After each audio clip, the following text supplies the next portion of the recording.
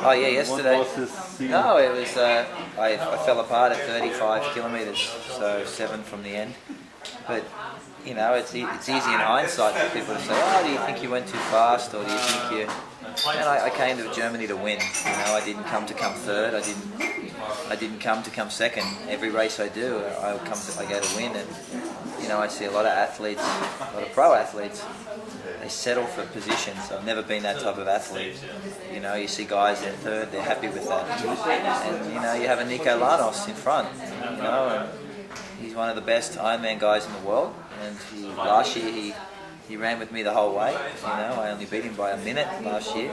And you know, you've given him a 3-minute head start. You have to take a chance. And after one lap, we took no time out of him. And the mind is an amazing thing. I knew if I couldn't take some time out of him, he could grow confident, and you start to believe you can win. You know, so I made a decision to run at 16 kilometres, which is a long way. It's a big commitment, but we needed to take time. Timo decided it was the wrong move, and he let me go. And I ran time out of Aniko very, very fast. And I thought I was going to win the race, but I've never had to run that fast that early. And yeah, I hit the wall. It's the first time I've really hit the wall like that in a Ironman. Yeah, it was very bad. I had to walk a few times, and it just ran out of glycogen in the muscles. It was over. And Nico at the same time, he blew up from the chase, and then I guess Timo capitalised and won the race in a beautiful race by Timo. He was the smartest one of the day, and he was a well-deserving winner. He said yesterday that he learned yesterday much from you. Yeah. And did you learn in this race yesterday for the next races?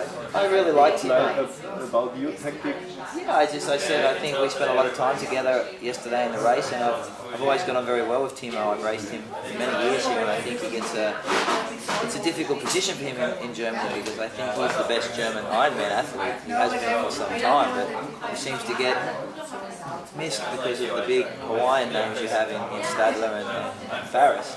And you know, if I'm racing any three of those guys, I'm more concerned about Timo than the other two. The other two are, well, Norman is very, very, very good. Farris, I think, has had his day, but Norman is still potentially good. But Timo is consistently solid, and you know, I like the guy. He's a family man. He has his priorities in the right place. He's very disciplined and focused, and I like this approach in that he wants a title. So yesterday we spent a lot of time together on the bike, and you know, it's like, you need to push Timo. If we want to win this race, we need to limit the losses at the front, because I've been in that front group. Timo had my worst swim of my career yesterday, and I've usually been in the front group, and I know how the front group will react. If you've got two big names who are not in the group, you go. You know, the pace up front is to keep, like we did last year. You don't want Timo in the group. So I knew the mindset of the boys up front would be to push. If we sit back and look at each other in the second group, we will lose big time. So I said, we have to go, we have to push. And I think he was a little bit apprehensive to do that in the beginning, and then he realised when we started losing time if we didn't push. And I pushed very hard to keep the losses down, and we held it to 3 minutes, which was great. And yeah, on the run, he was he didn't know when to go. I said, hey, let's just relax.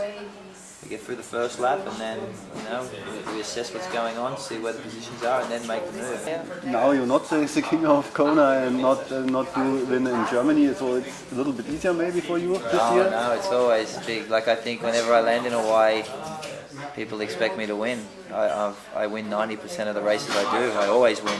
You know, it's the first thing they said today. It's the first time McCormack's been beaten, you know, like Is it really not the first Ironman I've ever lost, lost outside Hawaii. Okay. Yeah, except for the one with Lothar. It was a challenge, okay. But yeah, I've won 12 Ironmans. If you count the Roth races, I've been 4 times under 8 hours. I always deliver, and I think people expect that from me. And you know, I land in Kona, and I've always been very vocal. I'm going there this year to win. I'm in phenomenal form.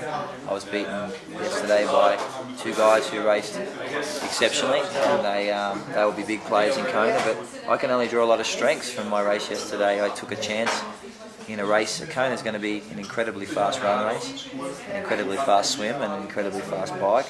I think I had a uncharacteristically bad swim yesterday. I think the fact that there was wetsuits yesterday was ridiculous. Yeah, I've never, the whole swim I just kept going, it's too hot, and I think I lost focus because I was concentrating on this and I didn't, I should have just dealt with it, and that won't happen in Hawaii, and I think Timo is ready for a big performance. I think his performance last year in Hawaii was solid, and Nico is going to be there, Andy Potts, Rasmus Henning, Craig Alexander, but I can beat all these guys, and if I have the right day. To win Kona you have to deliver with a perfect performance, and I'm looking forward to it. So can you tell me a little bit about your recovery now? How do you train in the recovery weeks now?